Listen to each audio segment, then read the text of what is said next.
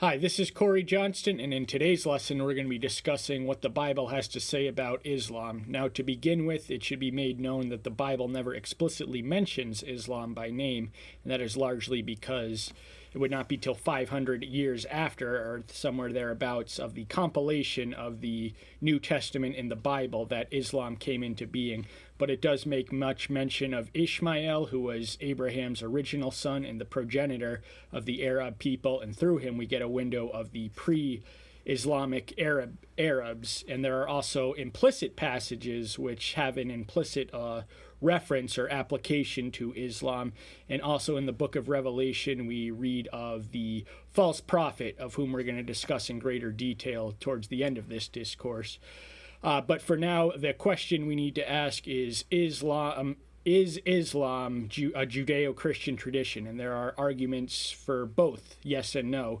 The yes is that they are heirs to our monotheistic tradition and reference many of our prophets, but when we understand that the Islamic conception of deity is so militant monotheistic that it squeezes out room for the incarnation, the crucifixion, and the resurrection are stumbling blocks for them.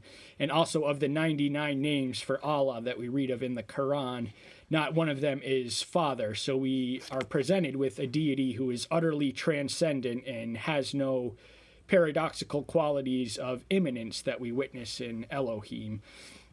And I have read the Quran in its entirety, and everything you need to know about Islam is in this book, and we only teach from this book. But if you are curious and would like to know more about it, I guess you could read it. I honestly wouldn't recommend it. It's not only void of spiritual substance, but it's an inferior literary quality. Remember that Muhammad was an illiterate man, and he dictated to scribes the process of his revelations.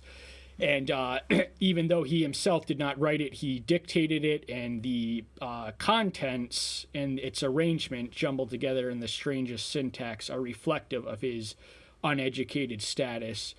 So we're going to begin with Ishmael, of whom we first read of in Genesis 16, 11, and 12. Then we're going to move on to 15 and 16 of the same chapter. And it reads, "And the angel of Yahweh said to her, See, you are conceiving and bearing a son, and shall call his name Ishmael, because Yahweh has heard your affliction." Now Ishmael translates as El hears, and he had heard his mother's who was afflicted by her barrenness. She had not produced any sons or heirs for Abraham.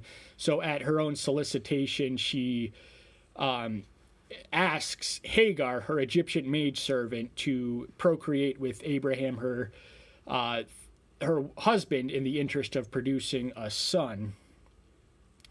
And this is the angel of Yahweh is speaking to Sarah, whose name translates as laughter. Or no, that's Isaac, but that's another discussion. "And he is to be a wild man, his hand against every one, and every one's hand against him, and dwell over all his brothers." So there we learn that the destiny of Islam is division. There is no such thing as monolithic Muslim, and there will never be. And they are divided primarily between two factions, or I'm not quite sure what the word is for it, but the Sunnis and Shiites, who have different conceptions and different interpretations of the Quran and different claims to authority.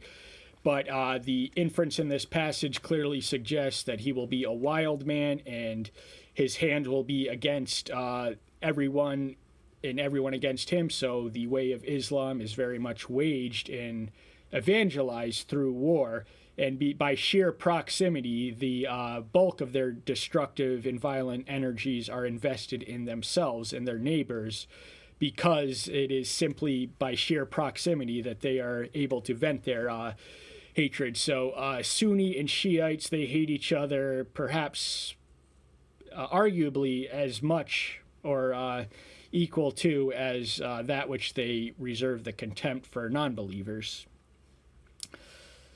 "And Hagar bore Abram a son, and Abram called his name of his son, whom Hagar bore, Ishmael." Now, at this juncture in Genesis, Abraham, who would not be named such until the next chapter, the 17th chapter, was born Abram, and he was genetically or ethnically, he was born and raised in the city of Ur, which would have made him an ethnic Aramaean, and his wife's maidservant Hagar was Egyptian. Therein we learned that the Arab people's progenitor was of that mix and that variety. And Abram was 86 years old when Hagar bore Ishmael to Abram. And we learned soon, not long thereafter, that it was at 100 years old and his wife was 99, that he bore Ishmael, who was to be the seed of promise in whom the covenant was invested. So that would have made Ishmael 14 years older than his favored brother. And moving on to the next chapter, we're going to read the range of 18 through 26, and it reads, "And Abraham said to Elohim, O let Ishmael live before him." So Abraham's name translates as father of many nations, and Ishmael was not the only son he would sire who would form a nation. Besides Isaac, who laid the seed for Israel, there was also the Midianites and the Arabs. And Elohim said, No, Sarah your wife is truly bearing a son to you, and you shall call his name Isaac, and I shall establish my covenant with him for an everlasting covenant, and with his seed after them. So therein we learn that the covenant, the seed of promise, was not to be invested in his illegitimate bastard offspring, but was to be vested in his natural born child by his own wife. And his name, Isaac, translates as laughter, because when Sarah was initially approached by the angel of Yahweh and informed that she would in fact bear a child at the age of 99, she responded with laughter, and hence Isaac's name became Laughter. And as for Ishmael, I have heard you. See, I shall bless him, and shall make him bear fruit, and greatly increase him. He is to bring forth 12 princes, and I shall make him a great nation. So even though the covenant and the promised child in the center of his affection would soon be displaced by the birth of Isaac, he, as a father, he could not help but wonder and have concern for his son and his well-being. But he's given the assurance that his 12 princes will form a nation, and that nation was what became Saudi Arabia. But my covenant I establish with Isaac, whom Sarah is to bear to you at this appointed time next year. So once more, we learn that the covenant is invested in Isaac and manifests through his descendants, and it ultimately passed through Jacob, more weeding of the competitors. Jacob and Esau were born. Esau was the older of the twin brothers, but he forsook his inheritance. He was so governed by his carnal lust that he forsook his inheritance for exchange of beef stew when he was so hungered from hunting. And also Jacob, whose name translates as deceiver, initially tricked his father Isaac at the behest and instruction of his mother Rachel to pass the blessing that was meant for Esau onto him. And when he had ended speaking with him, Elohim went up from Abraham. And Abraham took Ishmael his son, and all those born in his house, and all those who bought with his silver, every male among the men of Abraham's household, and circumcised the flesh of their foreskin that same day, as Elohim told him. So circumcision was the most obvious physical identifying mark of the Jew, and it was a source of boasting and pride. And the circumcision was initiated when Abraham was 99. So Paul convincingly argues in one of his epistles that it was through faith and not the law that Abraham's essence is to be understood. And Abraham was 99 years old when he was circumcised in the flesh of his foreskin. So he's 99 years old, 1 year away from giving birth to Isaac. And Ishmael his son was 13 years old when he was circumcised in the flesh of his foreskin. So even though Ishmael had an awareness born of the assurance of Elohim, through whatever reason, through process of time, his descendants forsook the true religion and embraced polytheism. And true story, little known fact, that the Muslim deity Allah was in fact one of the polytheistic moon gods of the Arabic, and Muhammad elevated him to central significance. Abraham and his son Ishmael were circumcised that same day, and all the men of his house born in the house or bought with silver from a foreigner were circumcised with him. So we don't know if circumcision was continued by Ishmael, but in all likelihood it wasn't. And the next passage we're going to read is 25:13 through 17, which reads, "And these were the names of the son of Ishmael, by their names according to their generation: the firstborn of Ishmael, Nebaioth, then Kedar, and Abdel, and Mibsam, and Mishma, and Duma, and Massa, Hadad, and Tamah, Yeter, Nafshif, and Quedemoth. These were the sons of Ishmael, and these were their name, by their towns and their settlements, 12 chiefs according to their tribes." So Yahweh is as good as his word, and what he promises will come to pass, and we do witness that in the 12 sons of Isaac, identified by name, who collectively formed the tribes of what was to become the Arabic people. And the writer of Chronicles also makes mention of his genealogy. Remember, the opening 9 chapters of the first book of Chronicles is devoted almost exclusively to genealogy. And we understand that from this passage that Ishmael was a descendant of Shem, which makes his people a Semitic people, which is all the more ironic in light of the recent controversy from that freshman Democrat Senator Ilhan Omar. I'm not entirely sure if I'm saying her name correct, and her alleged anti-Semitism. And anti-Semitism, the plain fact is, very much rules the Arab world. Now, 99.6 of the square mileage, which collectively comprise the Arab nations, Israel occupies only 0.6%, but when hating Jews is the center of your life, any bit is too much. So the 28th verse through 31st, "The sons of Abraham, Isaac, and Ishmael, these are their genealogies. The firstborn of Ishmael was Nebaioth, and Kedar, and Abdel, and Mibsam, Mishma, and Duma, and Massa, Hadad, and Tamah, Yeter, Nafshif, and Kedema. These were the sons of Ishmael." So they are presented in identical order as that which we read in Genesis. So therein we learn that there is a pattern of continuity and consistency between the respective chapters of the Bible.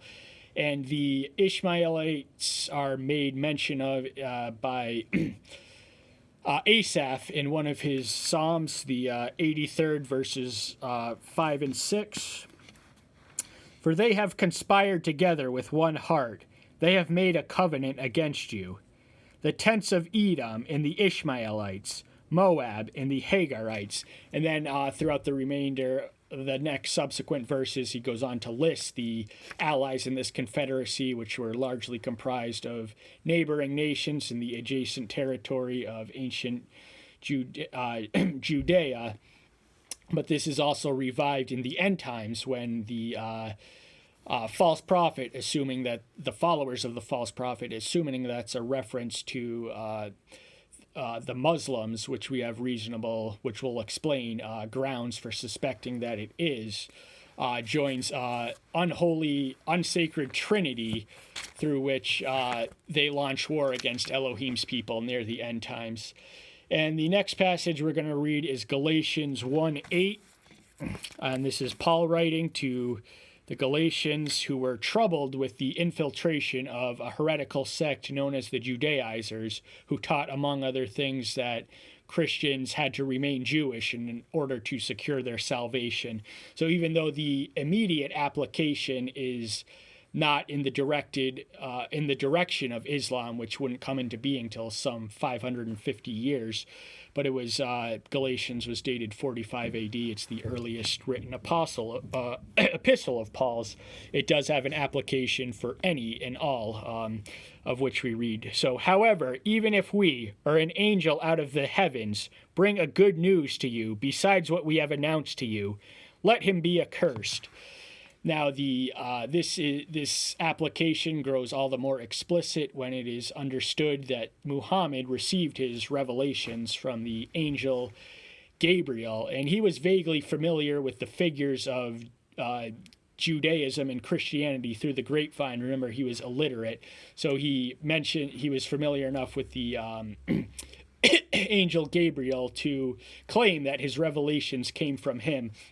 Now, the word Islam itself translates as submit, so they don't have the same respect for agency that the Judeo-Christians have. They impose their religion by force, whereas Christianity spreads by grace and willful conversion. And finally, we're going to move on to Revelation 16:13 through 14, which reads, "And I saw out of the mountain of the dragon, and out of the mouth of the beast, and out of the mouth of the false prophet, 3 unclean spirits, as frogs." Now, I've heard a variety of hypotheses speculating around who precisely the beast and the frogs might be, and the dragon, but none of them, in my mind, are sufficiently convincing beyond a reasonable doubt for me to endorse it, but I do very much endorse the fact or the idea that the false prophet is a reference to the followers of Muhammad, who will be with us for the entirety of the remainder of history, and they do have a part to play. Now, Elohim allowed the Islam to rise, it is my personal contention, to punish the Catholics for their apostasy, and they do have a grand purpose, of which John writes on. "For they are spirits of demons, doing signs, which go out to the heavens of the entire world, to gather them to the battle at the great day of Yahweh, El Shaddai." So they are identified as demonic in origin, and it is my personal contention that Islam is satanic in origin. Now, whether the angel Gabriel appeared or whether it was Lucifer disguised in the form of an angel, as we read in for 2 Corinthians 11:14 through 15, or Satan instructed his prophet to promulgate that deception, I know not, but I am fairly convinced with beyond reasonable doubt that Islam is in fact a satanic cult. And so Satan is an imitator, he's not creative, he imitates, he creates counterfeit versions of Yahweh. So the Trinity is very much reflected in this trio of enemies to which we are warned. But the ultimate warning comes for these enemies themselves, as we read in 19:20, and in the 20th chapter, their destination is marked for the lake of fire. So 19:20 reads, "And the beast was seized with him, the false prophet, who worked signs in his presence, by which he led astray those who received the mark of the beast, and those who worshipped his image. The 2 were thrown alive into the lake of fire, burning with sulfur." Therein we understand that the beast identified as the end times dictator. Now, John could have used a variety of terms. He could have said a global ruler, but remember, he was writing in cryptic language to conceal anything that the Romans could use against the nascent Christian sect. But assuming that the false prophet is in fact the followers of Muhammad, we witness that they are able to wield miracles, but miracles of the divine order are never for the sake of awe and wonder and shock and celebrity. They are always for a greater purpose, a selfless purpose. And their destiny is declared the lake of fire, and the false prophet earns that position through his collaboration with the end times dictator. And the final verse we're going to read before we close is 27 through 10, which reads, And when the 1,000 years have ended, Satan shall be released from his prison, and he shall go out to lead the nations astray, which are in the four corners of the earth, Gog and Magog, to gather them together for battle, whose number is as the sand of the sea. So after the millennial period, which is the dispensation which awaits us, which will be defined by the righteous and perfect rule of the Messiah on earth, the ownership of the control of earth will return to its rightful owner for a period of 1,000 years after the brief 7-year usurpation by the anti-Messiah. And Gog and Magog, these names are familiar from the Chronicles account. They are descendants of Japheth, through whom the majority of the Asian and all of the European people are descended. And they came up over the breadth of the earth, and surrounded the camp and the saints in the beloved city. And fire came down from Elohim out of the heavens and consumed them. So before they're destined for the lake of fire, they're going to meet the same death with fire. They're going to end their mortal life much as they do. And I've discussed this in several other forums, the idea that the hellbound are destined to burn for an eternity is stretching the imagination, because if we read in passages such as Psalm 68:2 and Hebrews 12:29, which reads, Elohim is a consuming fire. So it's within his capabilities to manipulate matter, such as we witness in the his revelation, his theophanic revelation to Moses in the burning bush in Genesis 3:6, where he appears in the form of fire but does not consume the bush. So it is within the range of possible for him to enable a human body to burn without being consumed, but it's just not in his nature. And the devil, who led them astray, was thrown into the lake of fire and sulfur, where the beast and the false prophet are, and they shall be tortured day and night forever and ever. And the torture of hell is not eternal burning, but separation of the soul from the body, where you dwell and linger in eternal solitude, no one to comfort you, no one to talk to, no one to be with. And so the beast, which is the end times dictator, the false prophet, the Messiah, the Muslim, and the adversary all await the same dreaded destiny, and rightly so. And that's all the time we have for today. Thank you so much. Tune in next time. Bye-bye.